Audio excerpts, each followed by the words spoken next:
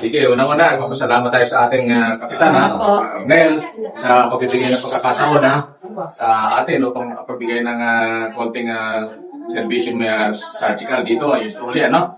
Walang iyak, di ba? Walang iyak. Basta pag nandun kayo at nakasalang na kayo, takpan nyo na rin mata nyo, kaya kung meron kayong bimpo, katanin nyo. Pag bilang kayo sa isip nyo, 1 to 60, tapos na yun. Wala na kayong mararamdamang sakit. Kunti lang yan, kunting tiis lang yan. Alam mo, sino bang handa na dito? Yung bulog. Nasa kamay, bulog.